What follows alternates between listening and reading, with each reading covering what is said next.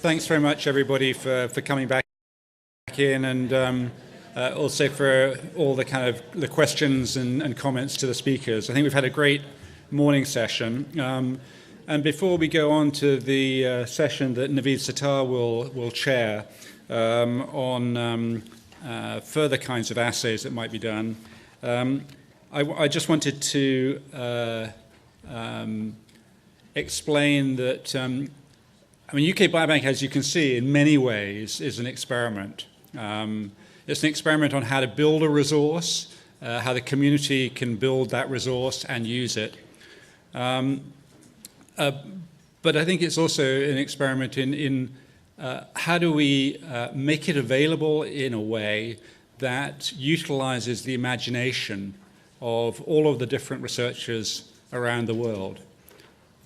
If one builds one's own resource and just works on it, it'll be worked on in a particular way. But I think what we've already seen this morning is that different people approach the same data in completely different ways and do imaginatively, interestingly different things.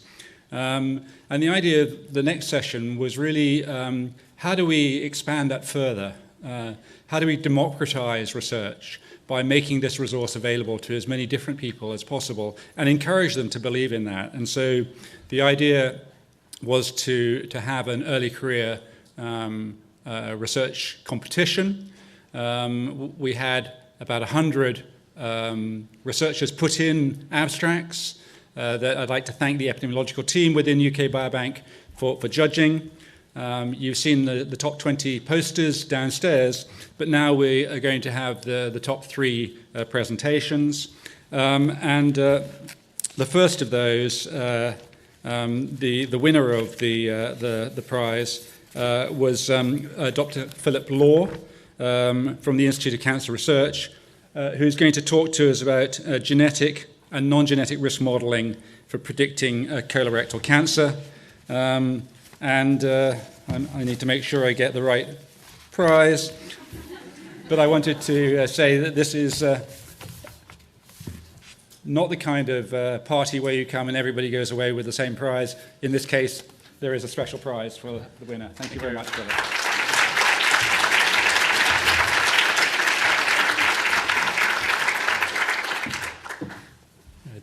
Thank you very much. It's an immense privilege to be speaking here today. So I'm going to be speaking about some current work that we're working on and how it ties in with the UK Biobank data, looking at colorectal cancer. So colorectal cancer is a relatively common cancer. It's increasing generally worldwide, particularly in developed countries.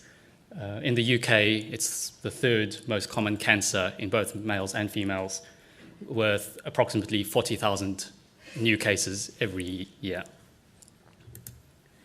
So despite improvements in treatment, the overall survival of colorectal cancer is still only about 55%. However, it is very stage dependent, with early diagnosis leading to a much better survival.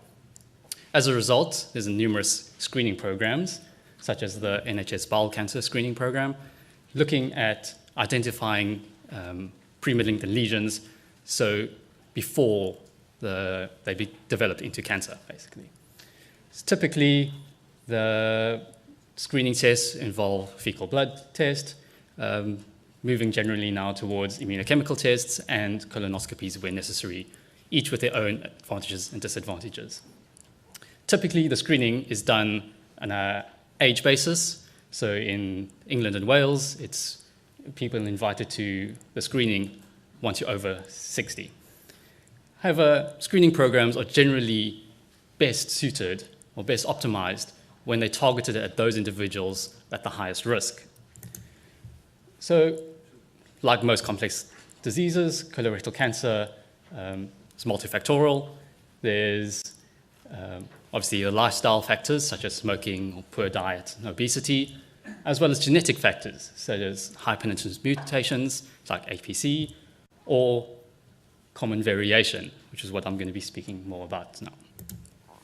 So we've, I think, had enough of polygenic risk scores. It's been covered by previous speakers.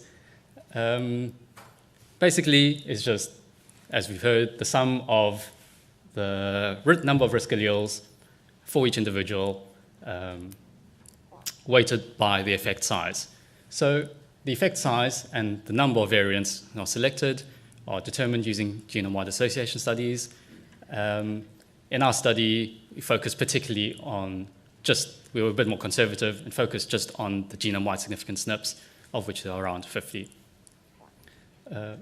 Once you calculate the PRS across the population, you get a distribution of the PRS. And then the hypothesis is those with the highest number of risk alleles would therefore have the highest genetic risk. So in the previous analysis that we've done, we looked comparing a PRS-based screening versus a normal age-based screening. We identified that the individuals at the top 1% have a 3-fold increased risk over the population median. And if you use PRS-based screening, you'd identify you need to screen 26% less individuals at the cost of missing out on about 6% cases that would have been identified with screening. So those analyses have all been previously done on just summary level data. We've just taken effect sizes and across what we had. The advantage of the Biobank is you have individual level data. So there are around 4,000 colorectal cancers with a primary diagnosis of colon or rectal cancer, and 300,000 individuals which are cancer-free, all genetically Caucasian. And in addition, we have the lifestyle information tied into all of this, which is a great advantage, which I'll get into. So we've seen these figures from Professor Kithrusan. If you compare the distribution of the PRS between those with cancer, or colorectal cancer, and those without, you see the expected right shift. Perhaps not the greatest discrimination, but it is only 50 variants. But then when you stratify it based on percentile, similar to what's seen before, those with the highest population risk, so those with the highest polygenic risk have a higher prevalence than those with the low. I mentioned the non-genetic risk factors, so we can simply model those, include those in together with the genetic score. So these are the known ones, which I've mentioned earlier. So for example, as we expect, eating more vegetables, doing physical exercise is protective. Smoking, eating all the processed meat increases your risk. So that's all the easy stuff. We want to do, those are the known factors. What about the unknown risk factors? The Biobank has thousands of the various diet and lifestyle factors, which we'd like to try identify. Currently building a model, trying to identify those and select which are the most significant risk factors around. As additional validation, we'll have access to the data from the other cohort studies, such as the bowel cancer hubs and breast cancer now. And ultimately, the idea is to develop this algorithm to identify those individuals with the highest risk of developing colorectal cancer, and then just to improve screening as a sort of precision preventative method. So I just want to thank my group, the ICR, Amit and Richard, and of course all the participants and the Biobank team for providing this amazing resource. We're on Twitter if you want to follow our work and see what we get up to. So, thank you very much.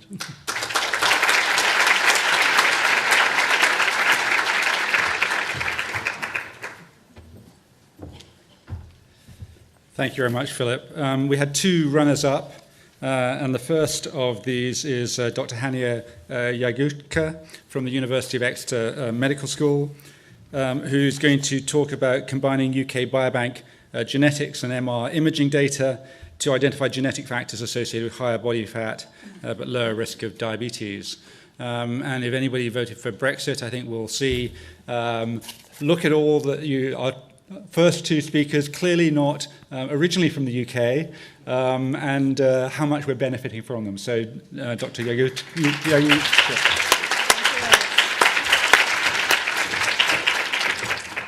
should have said. Thank you very much. Thank you for choosing this research to be presented here today. It's a great opportunity to be here. So in summary, I'm interested in genetic factors that are associated with being fatter but healthier.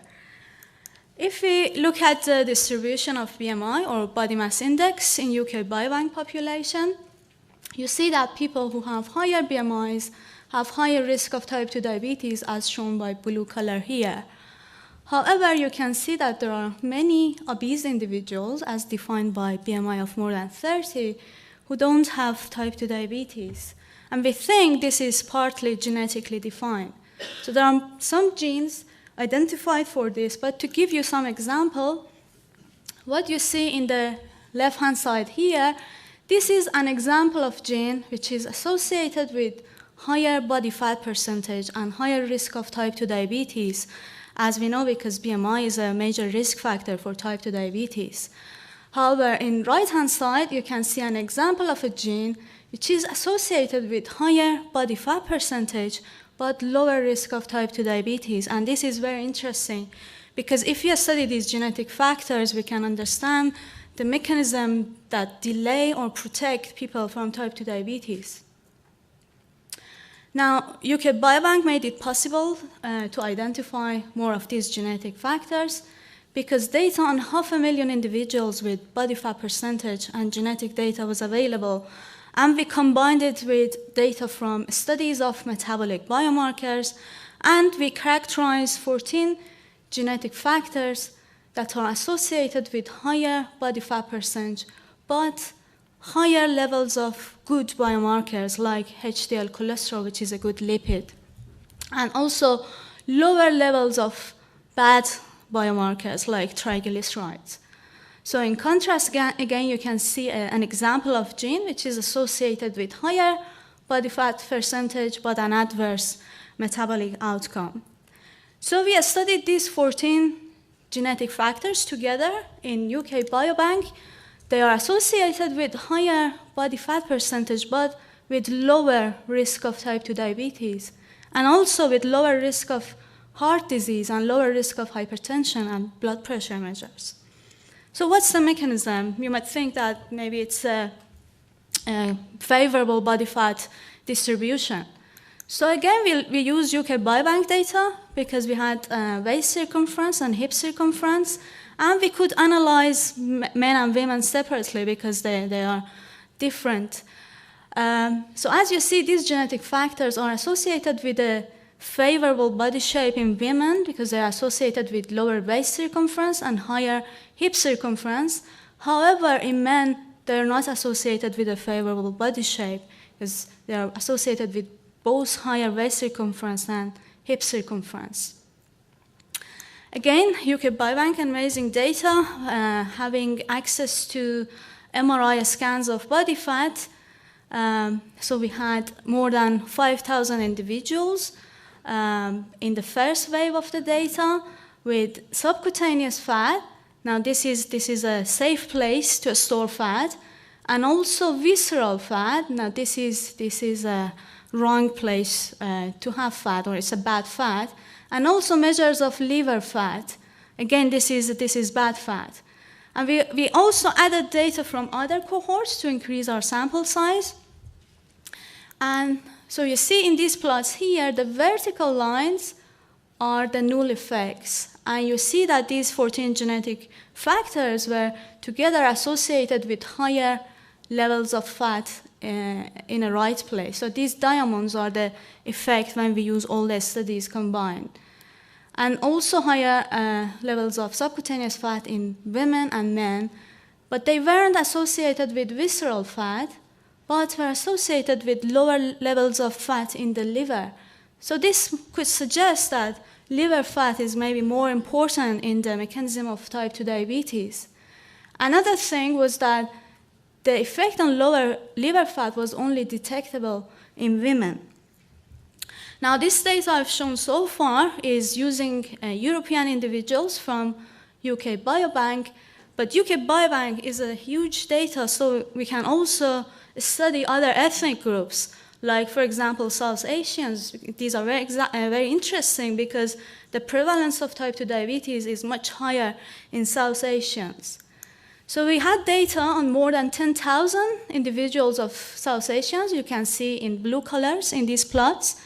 And in comparison to European individuals in red colors, you can see these genetic factors are associated with higher body fat percentage, higher BMI, but lower risk of type 2 diabetes and lower risk of heart disease. So this protective effect does exist in South Asians. However, when we compare the distribution of these genes in the two populations, you can see the protective genes are less common in South Asians, which could explain why the prevalence of type 2 diabetes is higher in this population. So in summary, there are some genes which affect where we can put our fat. We think that these genes can protect from type 2 diabetes by redistributing fat from a wrong place to a safe place, from inside to outside. Now, if genes can do this, there could be potential for drugs to mimic the same thing. And as an example and proof of principle, TZD drugs are used in clinic to treat people with type 2 diabetes, which have the same mechanism. I would like to finish by thanking the Exeter team, led by Professor Tim Freiling, and also all my collaborators for all their help, support, and data, especially Professor Jimmy Bell, who leads the MRI imaging of body fat, also Diabetes UK for supporting my work, and also fantastic data from UK Biobank. Thank you very much.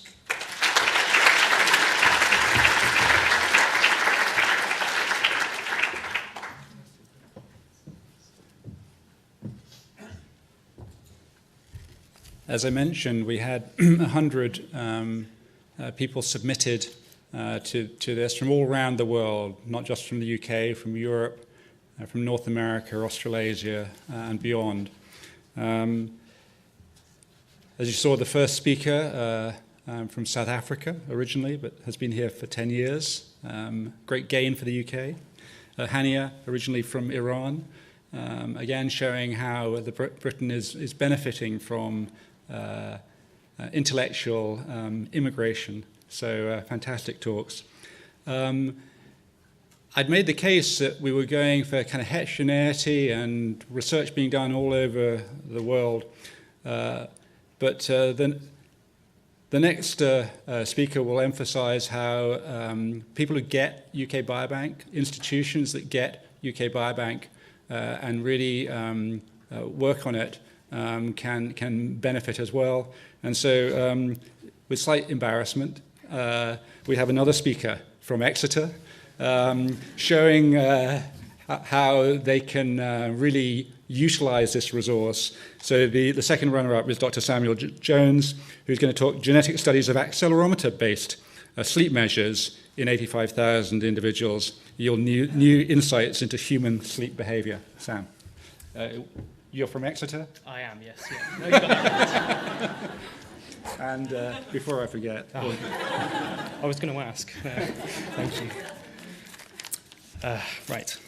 Thanks, Rory, and thank you to the committee for considering my work prizeworthy. So yes, my current work is focused on sleep data as derived from the accelerometer recordings in the UK Biobank cohort. So how did I originally get into this line of research? Well, I work in a team, as does Hania, that focuses on metabolic disorders and metabolic phenotypes such as type 2 diabetes and obesity. And we really got interested in sleep through the links with these phenotypes. Now, poor sleep and sleeping at the wrong time seems to be quite strongly associated with poor metabolic outcomes, and there's a whole raft of evidence and a whole raft of literature out there to support this. But when we looked into it, we realized that there aren't many genetic variants associated with sleep metrics and sleep disorders. And so when UK Biobank came along and we realized that there were some questions about sleep patterns, we started working on genetic analyses of some of these measures. So in 2016, we published our first paper on the genetics of whether you're a morning or evening person. And we found 16 genetic variants that were associated with that phenotype. And since we've gone on to work with teams in the US and in other areas of the world, looking at the other self-report phenotypes. And so far, we've identified several hundred variants associated with these phenotypes. But the problem with self-report data, it's really good data, but it's not particularly detailed when it comes to sleep. So when we realized that the accelerometer data was continuously recorded over a period of 7 days in 100,000 individuals, we thought this would be an ideal opportunity to try and see if we can extract some measures of sleep. So this is the activity track of an individual participant of who took part in the accelerometer sub-study. And I've split the 3 axes up here. You can clearly see the periods of sleep here, but doing this algorithmically is actually quite a difficult task. So we worked with the author of a piece of software called GGIR. This software was designed to extract measures of physical activity and sleep from accelerometer data, which is perfect, but it needed some modification to work with the UK Biobank accelerometer data. And since we started working with him, he's gone on to produce a new algorithm which can identify periods of sleep without the use of sleep diaries, which UK Biobank doesn't have.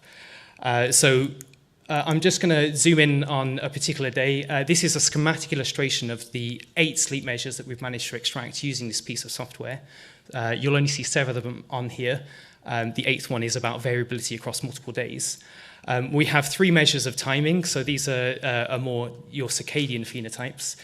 We have 3 measures of quantity, so it's about how much you sleep or rest and how variable your sleep is. And we have 2 measures of sleep quality, so how fragmented your sleep is and how well you sleep when you're in bed.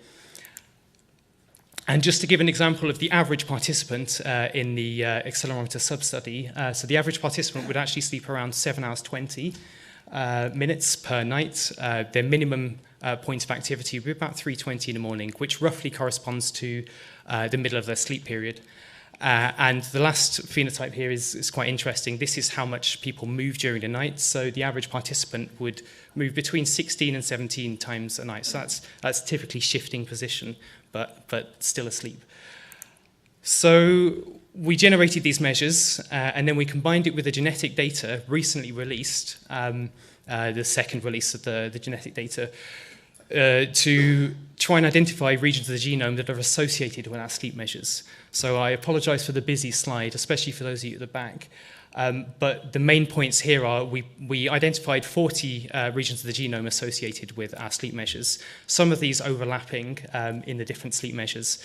But of interest is we picked up genes that have previously been associated with restless leg syndrome from a 2017 GWAS. We've identified genes that have been previously linked to circadian phenotypes, such as chronotype. And we've also identified genes which have been linked to sleep duration as well from self-report studies. But we've also picked up a lot of genes that haven't been identified as being associated with any other sleep phenotypes at all. So we really think we're picking up new genetics here.